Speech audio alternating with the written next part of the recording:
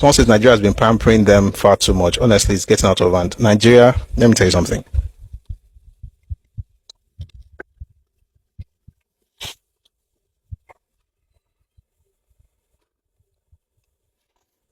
If you're a parent, you will know this. Even if you're not a parent, you understand this from maybe a relationship with your younger siblings.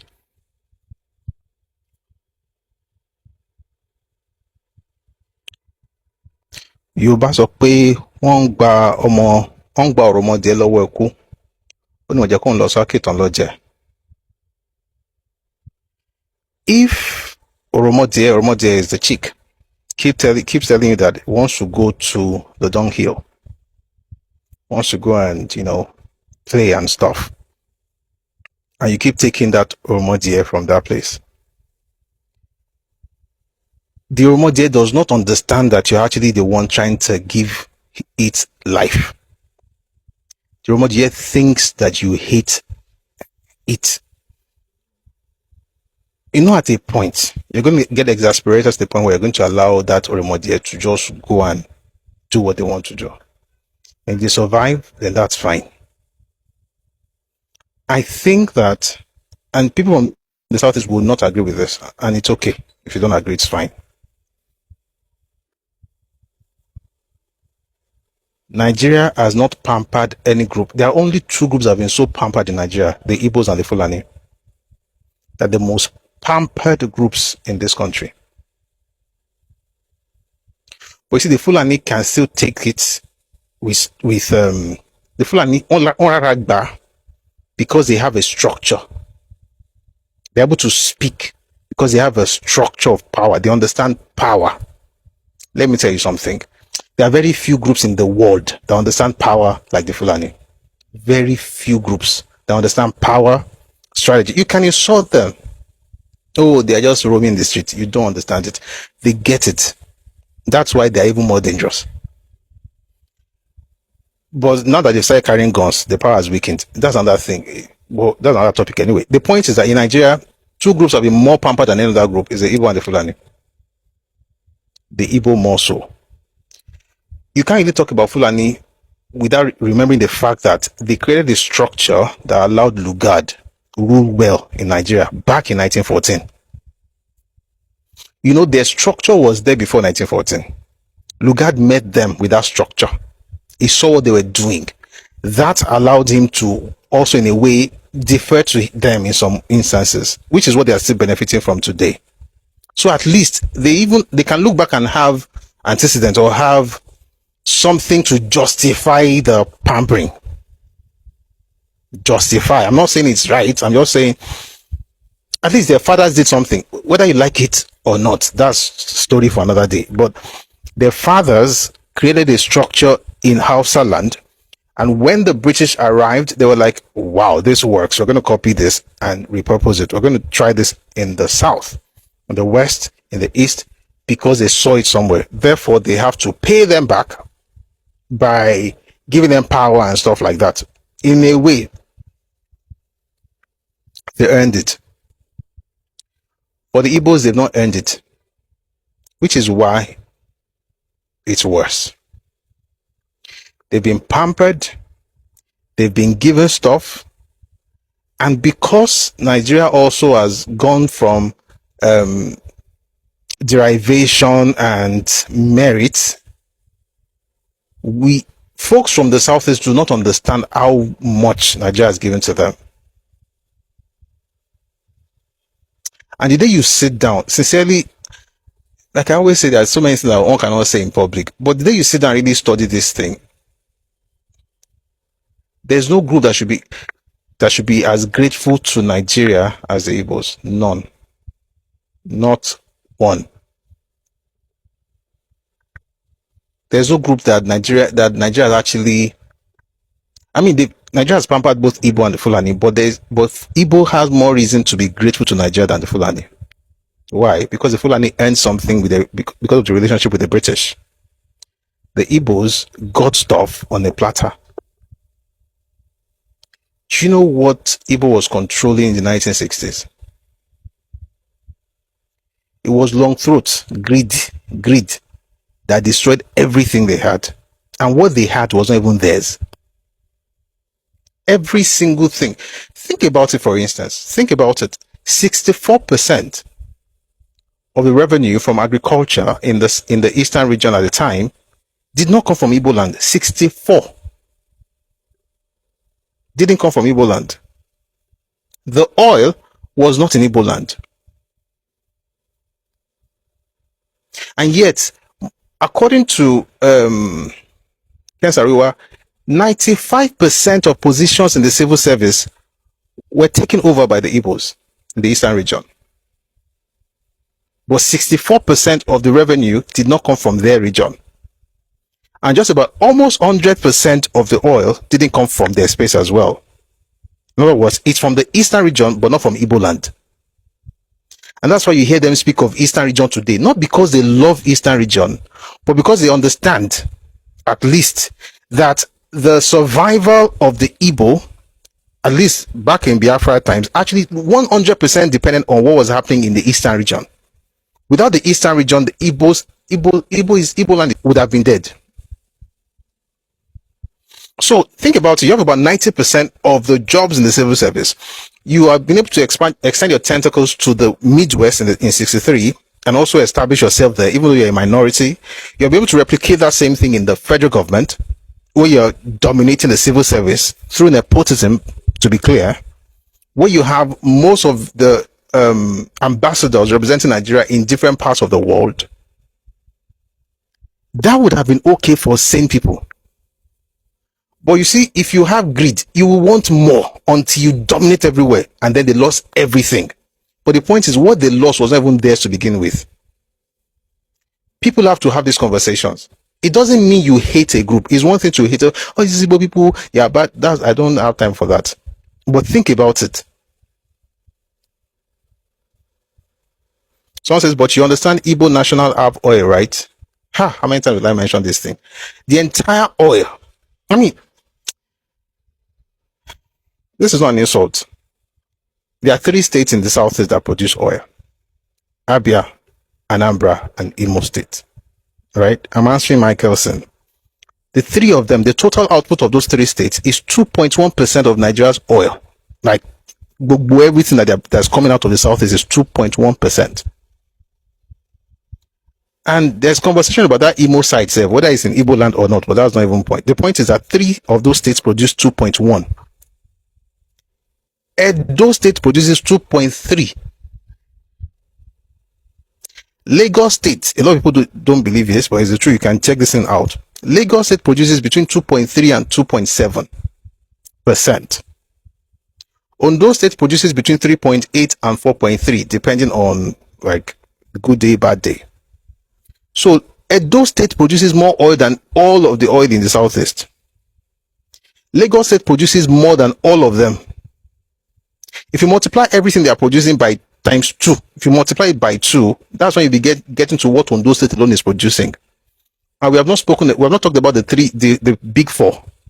That's Delta, Rivers, Akwa Ibom, and Bayelsa. Those are the big ones. If those ones are talking, even me, I'll just be like, it is well with you. It is well with you. I don't even want to talk about oil. Just take your oil. Korea is about over 30% of the oil. But Abia, Anambra, Imo, 2.1. So when people say things like Igbo also have oil, by the way, you don't even need oil to survive, to be honest. Someone says, but Igbos have nothing. No, Igbos have something. Igbos have gas. Igbos have an amazing, what's the word now? Reserve. They have gas reserve in Imo State. And I've said this several times, but I've heard me before, that when the time comes to explore, and I think they've started, that there should be resource control so that they can control what they have. There's no state in this country that doesn't have something. Imo State has gas. Enugu has coal. Everyone has something. The kind of conversations we should be having is resource control, state autonomy, state policing. Not is Igbo versus Yoruba. You guys hate me. You don't even count when I'm thinking. I don't think about you in terms of. This morning, we'll talk about it. This morning, I saw the news. Dawn Commission and Southwest Development Commission, SWDC, just signed a partnership. They'll be working together. That's what I'm interested in. What's my business with Yoruba versus Igbo? That's nonsense. Should be having deeper conversations. Every part of Nigeria has something. The Igbos also have stuff. And you say, oh, they don't have anything, let them go. Number one, you have something, in case you don't know. Number two, you leaving has nothing to do with me. I don't care if you stay or leave. It depends on you. But if you really want to go, don't talk to me. Talk to your representatives. And you know the funny thing, the judge mentioned something similar yesterday. You have a right to self-determination. Everybody has a right to self-determination. But guess what? There's a little word in the 1999 Constitution called indissolubility. It's just one word. Interestingly, that word, or a variant of that word, was introduced into Nigerian lexicon by Zik in 1954. So you hear words like perpetuity, indivisibility, indissolubility. It's the same thing, of the union. Who gave us that word? Zik. He said it. You know what? Let's start there. Let me read something to you. I'm going to read you an interview that he granted in 75. I hope I find it very quickly. He granted an interview in 75, and it's a shame because 21 years after that stuff he did in London, he was talking as though he had done something grand. He's the reason, sincerely, jokes aside, he's the reason for what's happening to Nnamdi Kanu today. What he did in 1954 is the reason for Nnamdi Kanu today. You hear him in his own words. Give me a second. Beautiful, I found it. See, I'm Yoruba.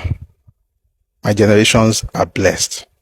Not only are my fathers blessed, and my grandfathers, my children, my children's children, their own children and their children's children, our generation to the end of time, all our generations are blessed. And one of the reasons for that is that we have some people to look up to as Yoruba people. De Moyi. Moyi. How long you go, Moyi? I'm going to read from Zik. When the 1954 I'll take that slowly. When the 1954 Constitution Conference started, my good friend Chief Obafemi Awolowo tabled a motion to the effect that in the new constitution, provision should be made that any state which feels like seceding should do so. I was opposed to it and said no, and said that once we have a federation, we are indivisible and perpetual. That was when we began, listen, this is Zik. That was when we began to use that expression, the indivisibility and perpetuity of the federation. And that to secede would amount to treason. And so a debate ensued. The Secretary of State then was Oliver Littleton, later Lord Chandos, and he was very much interested, and that was his first time in saying that the people of African descent were people actually debating at a high level. So a full day was given to Chief Awolowo to make his points. He spoke brilliantly as a lawyer. He made his points why secession should be incorporated in the Constitution. He cited the case of the Soviet Union, which is a federation, and that secession is written there so that any state in the Soviet Union can secede at will. He also cited the case of Western Australia, and eventually he finished his case and was applauded. We adjourned. The next day, I had to reply. I availed myself of the opportunity to, demolish the arguments of my friend, and I cited the case of United States, which based its constitution on that of the Swiss Confederation, that is Switzerland. I pointed out a case, I think that of Texas versus White, where Mr. Salmon Chase, the Chief Justice, laid down the principle, it was really an arbiter, that the union was intended to be perpetual and indivisible, and that any attempt to divide the union by secession was treasonable. What's this point here? Zik is saying that when Awo made his own point about the need for the inclusion of secession, Awo referred everybody to what was happening in the Soviet Union, where you had different ethnicities together forming a nation, and that they wrote in there that you could secede at will. And we saw what happened in the 90s. You could just leave. That was Awo's point in 54. Z comes along and mentions what was happening in Texas versus White. I have that judgment, by the way. Let's not get into that. It's going to take, I don't get out of this topic. Excuse me. I actually have the judgment that it's referring to, and to be honest, there's no reason on earth why that should bother us, why we should even be concerned about what happened between Texas versus White. No, let's not go into the topic. Let's not go into the judgment of Texas versus White. But the point is Zeke, in his wisdom, saw that what the Chief Justice, Simon Chase, put out in the case of Texas versus an individual was an idea that all of us as a nation of several ethnicities should follow, even though Texas is one state in the union, and Texas itself, and even the entire union, is essentially one people. And I've mentioned it here. Regardless of what you think America is today, that's not what America was. I mean, by the way, next year, America, since Declaration of Independence, will be 250 years. Next year, 250. In the beginning, even before the 250, 17, when is that? 1779, I think. Even before that date, the identity of the Americans was already cemented. Because America existed before the Declaration of Independence. That only happened because they broke out. I mean, Fort King George chased England away and became a separate, sovereign nation. They already cemented the identity as, I've said this several times, WASP. White Anglo-Saxon Protestant. That's the identity of America. It's one. Yes, much later other people came in. But at the very core of America is that identity. And I've said it here several times. It's 249 years now. America is 249 years this year, July 4, right? In the last 249 years, the Catholics have not ruled America for up to 8 years. I'll say that again. In 249 years, Catholics have not been president for up to 8 years.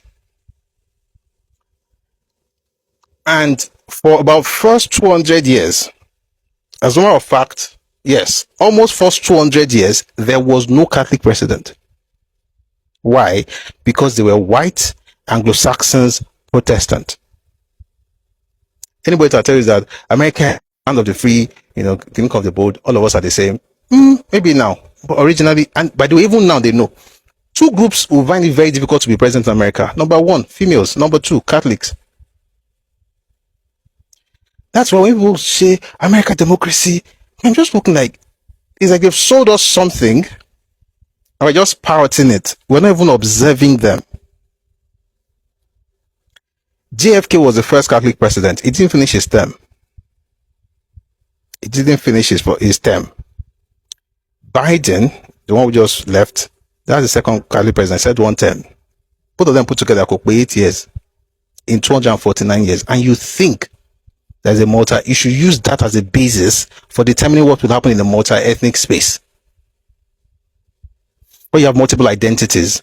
And you don't think that Soviet Union was a better option than Texas. This is not about hindsight is 2020, by the way. This was not a mistake. It was an intentional act. Because this interview I'm reading was granted in 1975, 21 years after the fact. He did it intentionally. And he did it for one reason and one reason alone, for his own ethnicity. That's why anybody that comes around telling me somebody is pan-Nigerian, pan-African, I just assume the person is dumb. Zeke was not pan-Nigerian, he was not pan-African, he was one of the biggest ethnic jingoists Nigeria has ever produced. It was for his group. He wrote it here. The indivisibility and perpetuity of the Federation. Zeke gave us. Let me finish. It was given to Chief Awolowo to make his points. He spoke brilliantly as a lawyer. He made his point why secession should be incorporated in the Constitution. He cited the case of the Soviet Union, which is a federation, and that secession is written there so that any state in the Soviet Union can secede at will. He also cited the case of Western Australia, and eventually he finished his case and was applauded. We adjourned. The next day, I had to reply. I availed myself of the opportunity to, well, demolish the arguments of my friend, and I cited the case of United States, which bases constitution on that of the Swiss Confederation. And by the way, anybody that's always shouting US, US, US, most of the time they come from the East. And they say that because many of the first set of guys who went to school went to America. And what they fail to bring back is that where they went is different from where they are returning to. Nigeria, and I'm not even talking about the fact that America is a settlers colony. That's not even the point. I mean, that's another conversation, by the way. But as at the time that we're all talking about, even today, the core,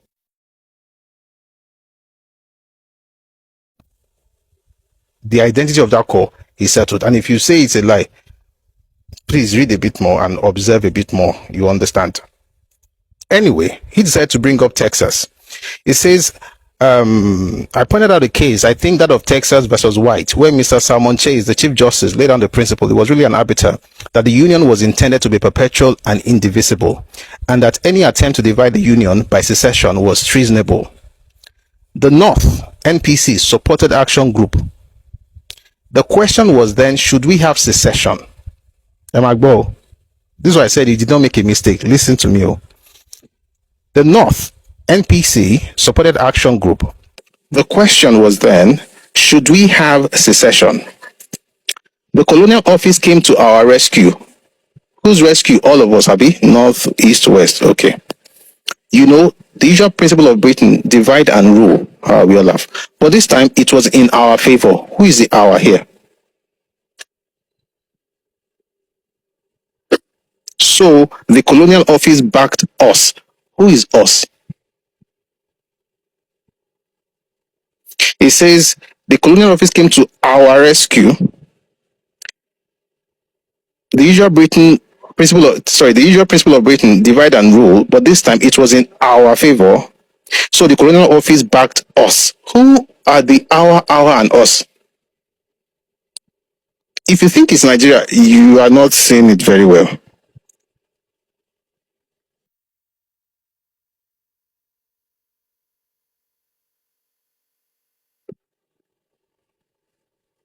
I would say it's NCNC, was seeing that is literally pushing the agenda that the Igbos had at the time. And NCNC, by the way, if you read the book, interestingly, is a book that most Igbos recommend to everybody. Why We Struck by Adewale Ademega. He mentioned in that book that when Inosi came into power in 1966 January, he pushed NCNC ideas and party policies. And that is why he gave Nigeria unitary system. Because NCNC pushed that agenda in 1951. When you hear NCNC, after 47, anything NCNC, that's Igbo.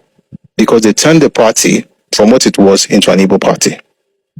So when he says they came to our rescue, you know, when he says here, it was in our favor, the Colonial Office backed us, he's talking about his group, his ethnicity. Lord Chandos said that on the surface of the argument before him, it was suicidal to incorporate secession in our constitution. That's why we have section 86 in our constitution, that if any region or state would secede, then it would be an act of treason. And that was what led to this war, because Colonel Ojukwu seceded and so violated the constitution. I got into this because I started with that phrase. If you want to break out of Nigeria, everybody has the right to self-determination and all those things. You have that right. But in 1954, a certain man decided to introduce a phrase that makes sense in the US. He introduced that into our lexicon and gave us those two words, indivisibility and perpetuity. Well, what we have in the Constitution right now is a synonym of those words, indissolubility. You can't dissolve it. It's indivisible. It's perpetual. You can't dissolve it. Indissoluble. You can't solve it. You can't dissolve it. So what that means basically is that you have to rewrite the Constitution and introduce the clause, secession clause, that allows for your people to leave. That is what you mean. And this is why the 44 lawmakers who spoke up for Nnamdi Kanu, that is their work. Not playing to the gallery and making all of us feel like they are doing something emotional. President must do something. No, they must do that thing. They must introduce that bill, push it and get Nigerians and get people in the Southeast to vote, have referendum, and they will choose to stay or to leave. If they choose to stay, then they know that they are the ones who have chosen to stay. If they choose to leave, then we tell them goodbye and God be with you, Kamari Ramo, because there's really nothing like that. The point is, everybody can go their separate ways. But for people to come here every day, I come on live telling me, give us, nobody, a nation is not candy. We can't give you, Moses just said the same thing. Are you okay? What's this? I'm literally just talking and you are still saying the same thing. Please let them leave. How are we going to let them leave? You cannot let them leave. They have to choose to leave. Anybody that says let them leave again, I'm going to mute you or block you because I think it's retarded. Okay. How will you let them leave? What will you do to let them leave? You can't do anything to let anybody leave. He has representatives. And if you think there are no representatives, thank God those 44 of them came out. Thank you very much, Moses. Thank God those 44 of them wrote that letter to the president. We have their names now. So from time to time, we just visit that name and say, gracious, most gracious honorables of the Federal Republic of Nigeria. We thank thee, we bless thee, thou art great and wonderful to behold. Please grant thy people this desire as we pray thee. Go to the Senate and House of Reps and push a bill for secession. Nigeria needs thee, or Nigeria needeth thee. No, let me say it very well. Nigeria needeth thee in order to actualize this vision of thine fathers. Thanks be to thee. They have to do it. This is from 1975. Azikiwe talking about why he introduced that word into Nigeria. We are where we are because of your fathers. If you want to leave, you will have to take responsibility. And can Yoruba people push that bill? Why? What's the incentive? You know what? A person tells you he wants to leave. A few months ago, somebody put something on Twitter, Igbos should leave Lagos. Everywhere went up in flames. All their politicians began to speak. Even the ones that would be acting as if they didn't see any problems. Bigotry. Oh, bigotry. You said you wanted to leave. And someone is saying, okay, now go. Oh, you're a bigot. You're a trigot. You're a you-got. Everybody is saying their own. That's why you know that if they really want to go, they have to be the ones to push it. And I've said before, if you leave, it's okay for you. If you stay, it doesn't matter to me. Like, whatever you do is fine. The important thing is, this thing has to be done so that the Southeast can have peace. It's not about Nigeria, to be honest. It's about the Southeast. And the reason is because that idea is living and active. More people will rise to feel that they'll have this martyr complex. We're going to suffer for our people. If Mazi can do it, I can also do it. You will do it and you end in prison, and that will come. So generation after generation, nobody will learn any lesson because there's a vacuum. And that vacuum can either be filled with education, or don't worry about the vacuum. Just get the people out of the country and then you can have your own nation, like Pakistan. But it will be Igbo land, though.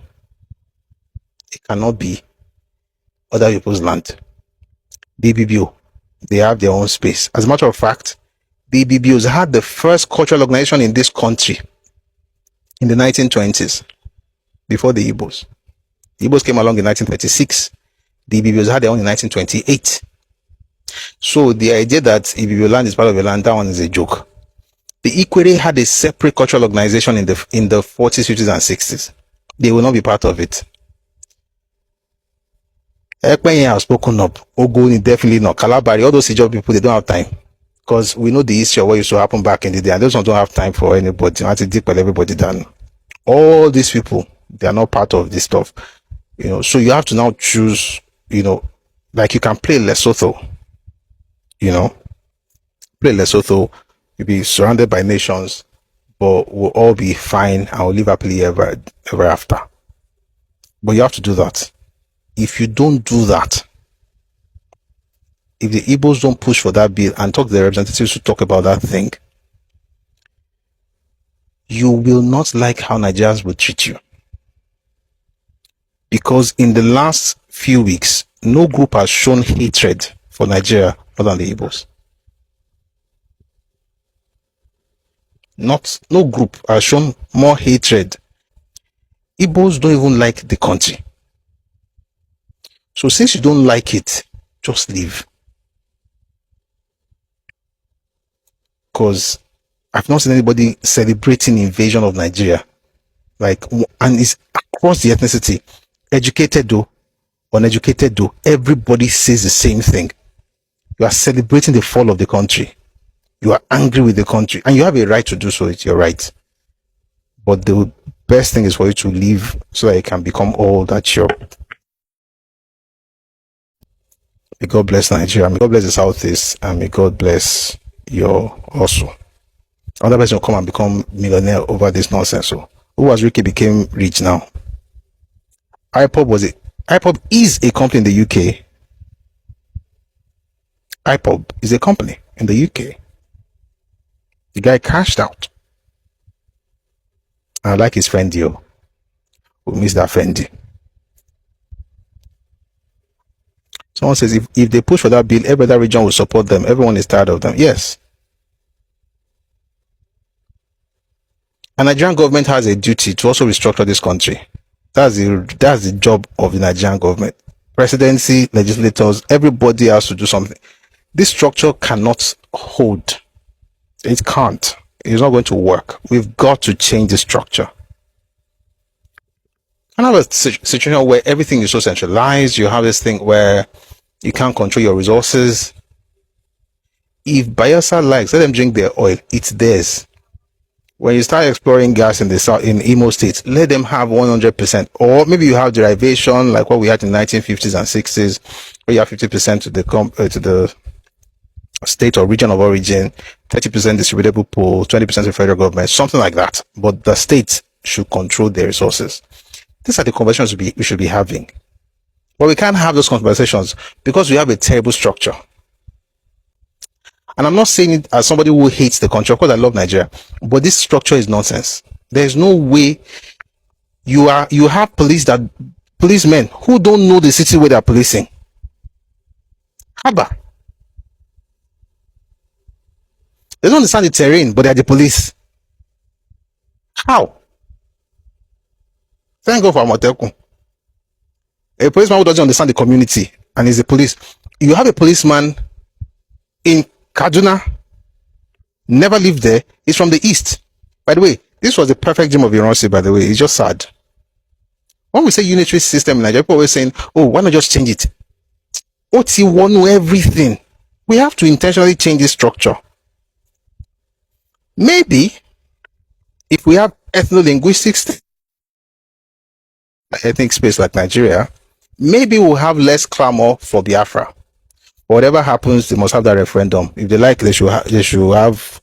Whether Nigeria restructures or not, there must be a referendum, or there must be an inclusion of secession in our constitution, and let the people exercise that right. If they now decide to stay, but we all know what will happen. We know the outcome, but let them show us.